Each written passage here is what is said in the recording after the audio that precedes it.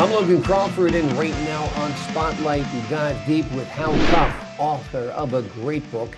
It is called Changing History, a philosophical journey to the heart of darkness and beyond. This poetic novel is not just a journey, but an awakening, challenging what we think we know about humanity's darkest hours. Join us as we explore pivotal themes that have shaped global history and our understanding of existential rules. We're delighted to have this very talented author join us here today on Spotlight. We thank our team at Prime 7 Media for helping us put him in the spotlight today. And we ask viewers like you to support authors like him by subscribing to our channel and by purchasing his amazing book. The links are below this interview. Hal, great to see you here today on Spotlight. Thank you, Logan. Good to see you as well. Let's start out by asking you, in your opinion, what do you think humanity's darkest hour was? Well, we have a sordid history. If you think about humanity, we've been through wars, we've been through slavery, we've been through conquest, domination, we've been through hate. And those things keep popping up, I think, because it's part of the human condition. We are grounded, from my perspective. We come from the animal world, and within us, we have our ancestors, which were lizard type things. And so we have aggression that's within us. And then upon that aggression, as mammals, we have developed a cortex and a neocortex, and we've come to understand more and to act in ways that are not necessarily based out of fear and conquest. So we're struggling as humanity because we have potential to go ahead and to break out of that animal past, and yet that animal past still exists within us. Various degrees for various people, and unfortunately, it doesn't take very many who have greed and destruction and conquest on their mind to mess it up for everybody. Right. So this book, this has been a philosophical journey to me, as well as my life has been a philosophical journey to me to understand the roots of violence and problems within humanity, and to try to come to some understanding of what we can do to change that past and to give us our potential for the future. It's a great premise. It's a great idea. And certainly we live in very, very troubled times where there is actually unprecedented violence. Let's talk about your book a little bit. You bring together 7 strangers in a tea house during a blizzard. Tell us about that setting and tell us what the folks at home can expect from this encounter.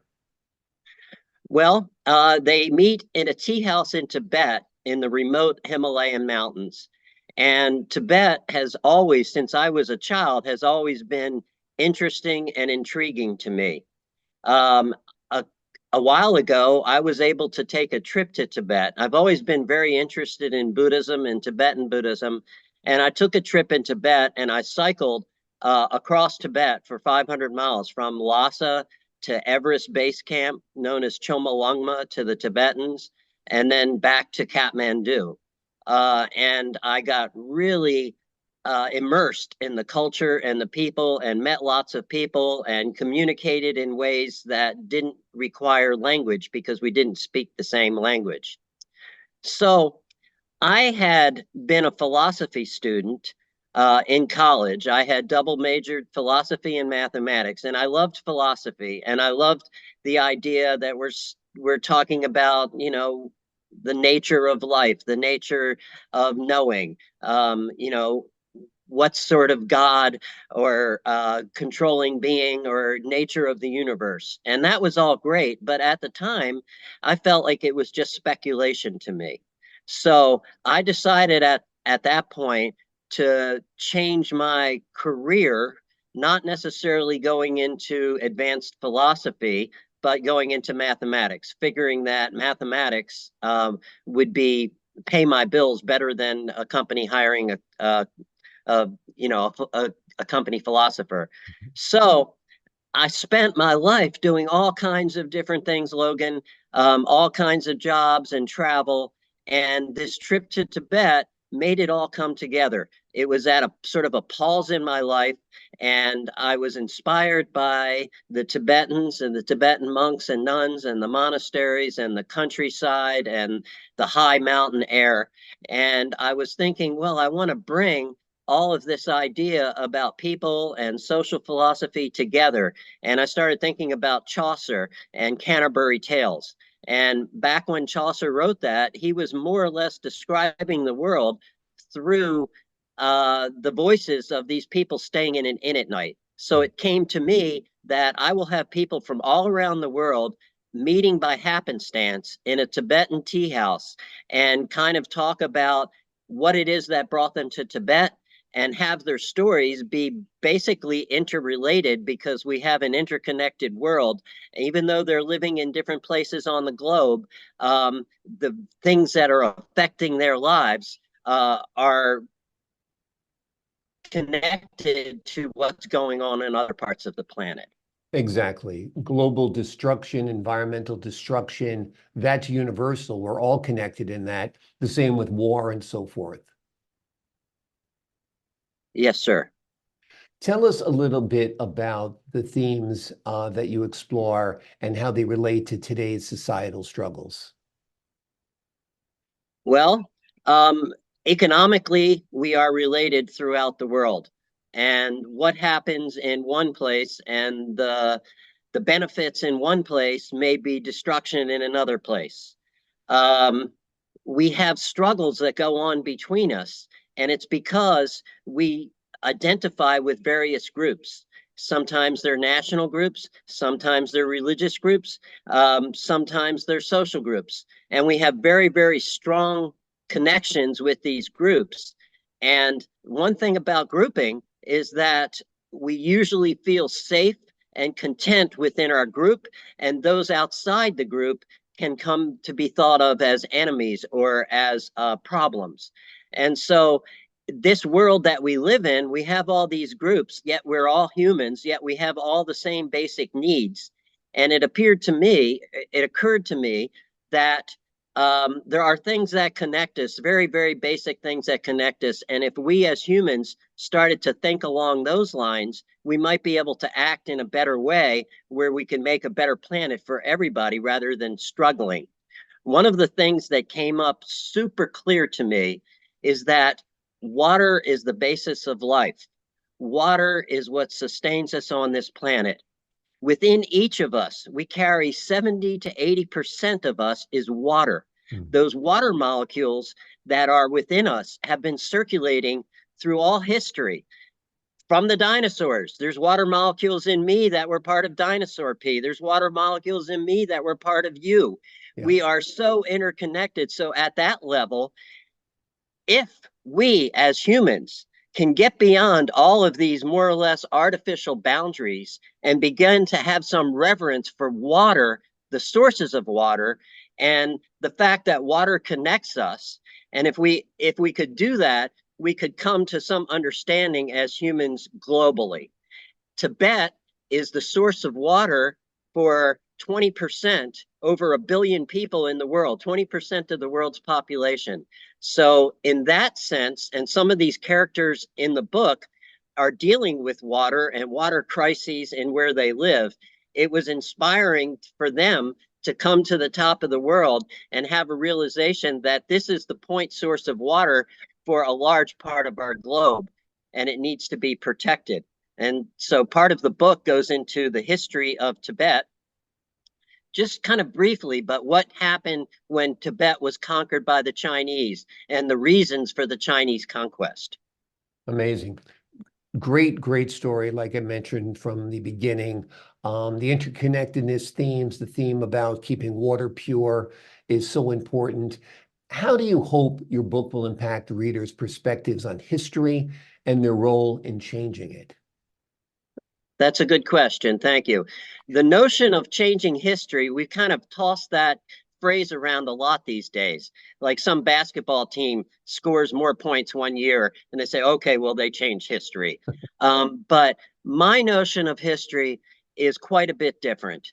We all agree that history consists of facts, and those facts are more or less immutable. But We can only understand the facts of history through the environment in which we live. We interpret it through our milieu of life and social situations. Hmm. And so the notion of changing history has to do with if you can change the way that we interpret those things of the past, then you have changed history because we can only know it through those interpretations. Those interpretations are changed by what we do in the present through our lives in the here and now. We have the weight of history on our shoulders. The only reason we sit or stand where we are is because what has happened in the past. And if we, as humans, take responsibility for ourselves and our planet and our past, we can change that. We can change that history. We can make ourselves better by going and changing the environment we're in now. And then we will interpret those things in the past in a different way. The facts will remain the same, but something that was looked at as particularly horrible in human history can be made to be a springboard to change into many new and different things. And that is our power as humans, and that is our responsibility as humans.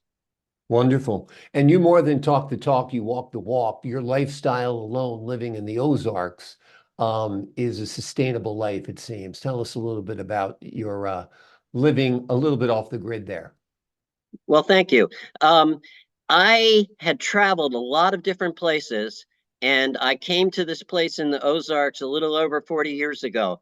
And it was a beautiful place. I had been to many wild and places, and I had been backpacking and hiking and going to cities and everywhere. And this seemed to be a really good place to start a homestead. So back then, I came and on land that had nothing developed, I created a homestead and I created a family and I raised my kids in conjunction with living on the land and understanding the changing of the seasons and the living and dying that goes on biologically as part of nature. At the same time, we talked about cities and people and what was going on in culture, but I used this place as the basis for my life. And it is the springboard. It's my inspiration. It is that which I think gives me life itself. I feel so connected with the land around me. I feel like it is part of me. And because I've spent so much time in protecting it and developing recreational activities and stopping the widespread logging and roading and poisoning of the water, that I am in it in some Yeah. way. Absolutely. You have skin in the game. Like I said, you're not just talking the talk, you're walking the walk, which I think is great. Hal Cuff has written a powerful book that could just change your life and could just change society. It is called Changing History, a philosophical journey to the heart of darkness and beyond. It is a poetic novel, and it's not just a journey, but an awakening, challenging what we think we know about humanity's darkest hours. It's an amazing book. As you can tell, this man has thought about these issues for quite a long time. He's living off the grid. He has explored some of the most remote places in the world, and he has taken that knowledge and his learning and his philosophy and brought it to life in this book. It is a great read. Hal, thanks so much for joining us here today on Spotlight. Thank you so much, Logan. It was a pleasure. Pleasure is all mine, my friend. And to the folks at home, I'm Logan Crawford, thanking you for your time this time until next time on Spotlight.